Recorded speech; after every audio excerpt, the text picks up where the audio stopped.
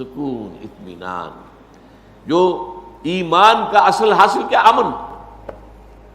امن ایمان سے ہے.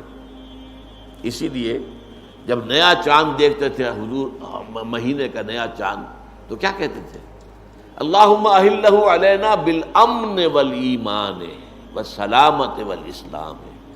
اے اللہ، یہ جو چاند تو نے طلوع فرمایا ہے ہم پر، اس سے جو مہینہ شروع ہو رہا ہے، اس میں ہمارے لیے امن اور ایمان اور سلامتی اور اسلام. سلامتی اسلام سے ہے، امن ایمان سے ہے. امن ایک داخلی کیفیت ہے، سلامتی ایک معاشرتی معاملہ ہے.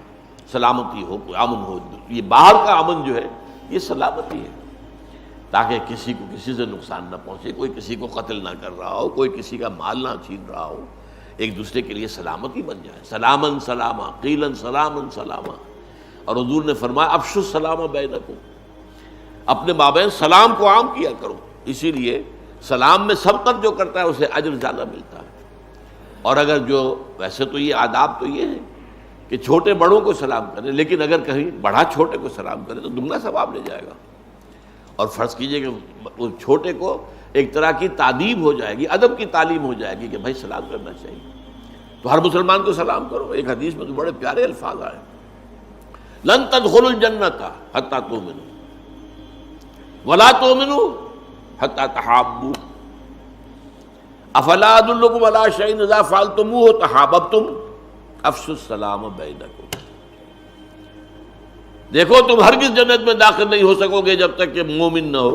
ٹھیک بات ہے. اگلی بات، اور ہرگز مومن نہیں ہو سکو گے جب تک آپس میں محبت نہ کرو. یہ اب آج کی حدیث سے متعلق کتنا زبردست مضمون آ گیا.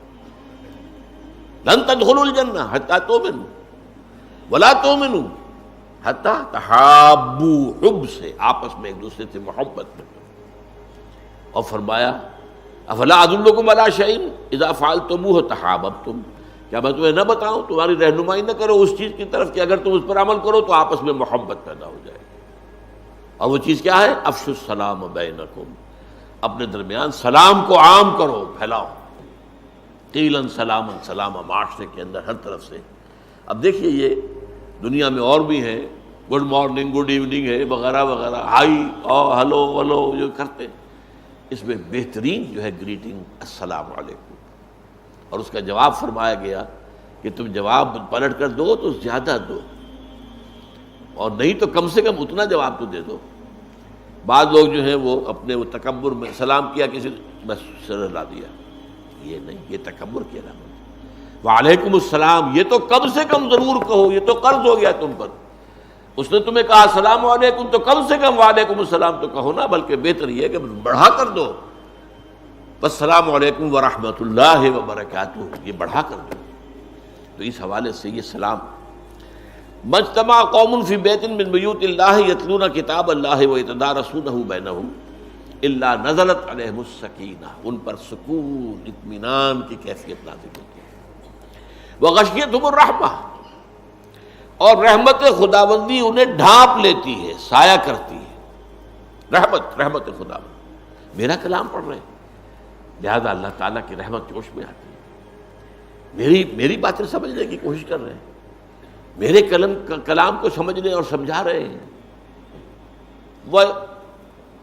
وحفتہم الملائکہ، تیسری بات، سکینت نازل ہو رہی ہے، رحمت ان کے اوپر چھا جاتی ہے، ڈھانپ لیتی ہے، اور فرشتے ان کے گرد گھیرا ڈال لیتے ہیں، چاروں طرف فرشتے.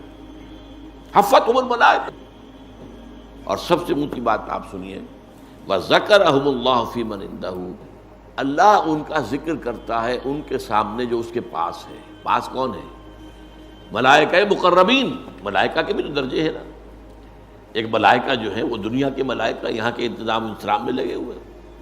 ایک ملائکہ مقربین ہے جو اللہ تعالیٰ سے نہایت قرب رکھتے ہیں. ایک وہ 8 فرشتے ہیں جو اللہ کے عرش کو تھامے ہوئے ہیں. تو آپ فرشتوں کے اندر بھی تو حفظ مراتب کا معاملہ نا، کس کا کیا رتبہ ہے، کس کا کیا رتبہ ہے، جبرائیل کا کیا رتبہ ہے. تو اس لیے جو اس کے پاس ہیں ان میں اللہ ذکر کرتا ہے کہ دیکھو میرے بندے. اور بات کہنے کی کیا ہے؟ دیکھو تم کہتے تھے یہ آدم جو ہے اللہ تو انہیں بنا رہا ہے، یہ تو خونریزی کرے گا، یہ تو فساد بچائے گا. دیکھو میرے بندے کیا ان کے کوئی دنیاوی غرض ہے اس وقت؟ وہ صرف میرے کلام کو سمجھنے کے لیے آئے.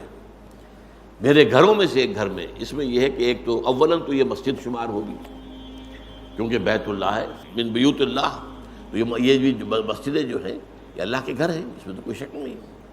بیت اللہ ہم کہتے ہیں خانہ کعبہ کو، مسجد حرام کو، لیکن آپ نے فرمایا صلی اللہ علیہ وسلم کہ کل روئے زمین کی مسجدیں یہ کعبے کی بیٹیاں ہیں، بنات ہیں، بیٹیاں ہیں. یہ بھی کعبے کی بیٹی ہے جس میں آپ اس وقت بیٹھے ہیں. لیکن یہ کہ جو شارحین حدیث ہیں انہوں نے اس کو عام رکھا ہے. یہ صرف مسجد کے ساتھ خاص نہیں، جس جگہ بھی کوئی مکان اس کے لیے مقرر کر لیا ہے، ظاہر بات ہے ہر جگہ اللہ ہی کی ہے، اور وہ کام آپ نے اس کام کے لیے خاص کیا ہے تو وہ بھی گویا کہ اللہ تعالیٰ کے بیوت میں اس کا شمار ہوگا. یہ چیز جو ہے یہ شارحین حدیث نے کہی ہے.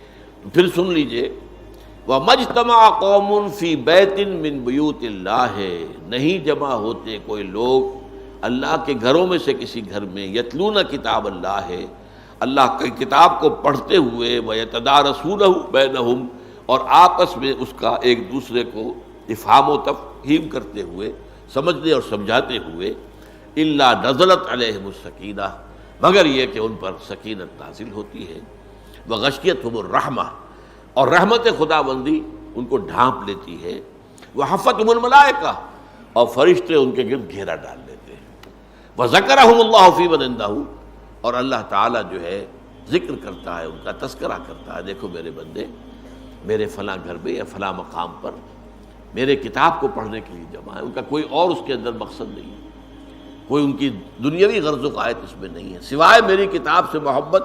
اور ظاہر بات ہے وہ میری وجہ سے ہے نا، میری محبت کی وجہ سے میری کتاب کی محبت ہے.